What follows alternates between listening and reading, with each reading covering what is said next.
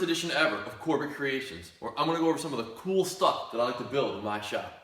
For years I've wanted to be a Ghostbuster for Halloween, so this past summer my wife and I decided to whip up a couple of Proton packs and a gigantic Ghostbuster logo and be Ghostbusters for Halloween.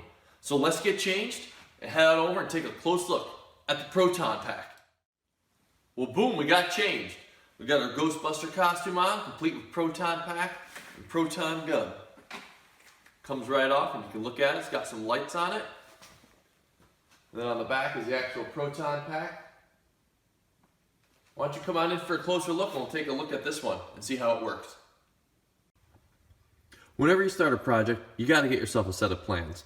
So I went online to gbfans.com, which is a Ghostbuster forum, and I went on and downloaded all kinds of plans. Came up with a parts list of things I might need. Went to the store and started doing some shopping.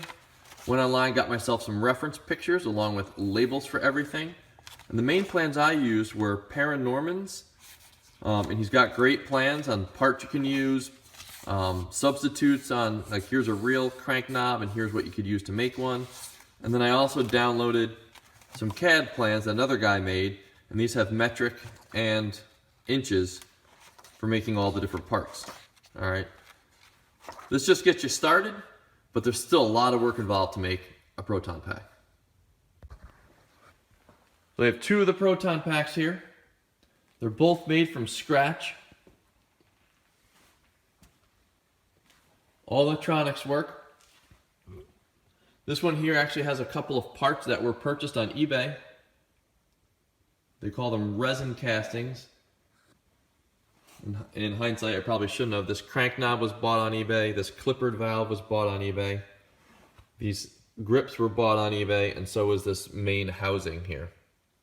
All right, everything else on here is built from scratch. Let's take a look at the one that's 100% built from scratch. Let's start with this. Cut that out of a piece of aluminum, put a couple of grooves in it, and then on the Proton gun, it's got a Dixie cup holder, and that's what slides in there. Got some bottle caps right there.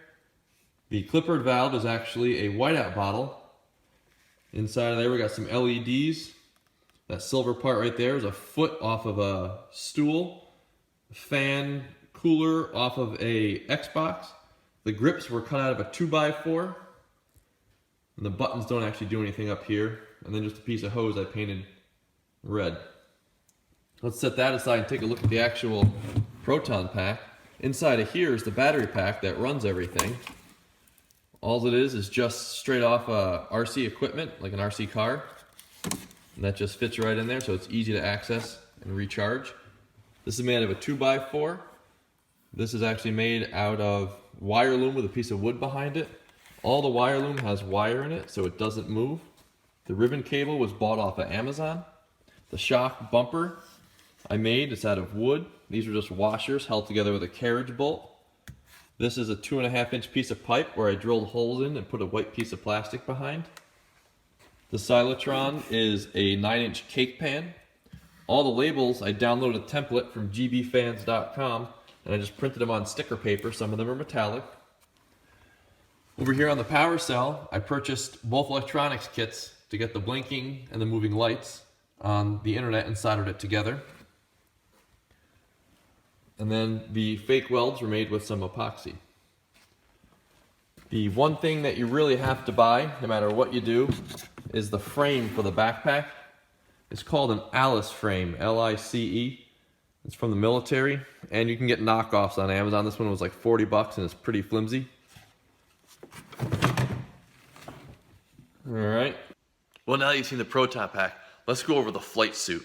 You're supposed to get a real flight suit, but I just bought a pair of coveralls. These were like 20 bucks on the internet. And these glasses I got at an antique store for like $2. They're not even screen accurate. But what you can do is you can buy the name tags on Amazon. They also come with the No Ghost logo. Those run about $8.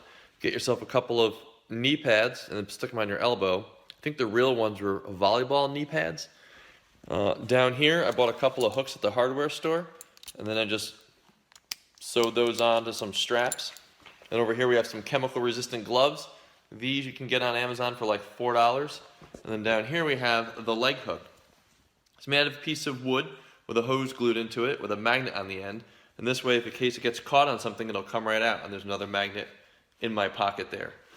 Probably one of the harder parts was to get the jump boots. These were from the military. They're called Vietnam jump boots. These are a really cheap pair that I got on eBay. I think they were $30, and they feel like they weigh about 12. They feel like they cost about $12, so not very good, and they're very uncomfortable. So I hope you enjoyed the video. Next time you have a couple of ghosts, you know who to call. Have a great day.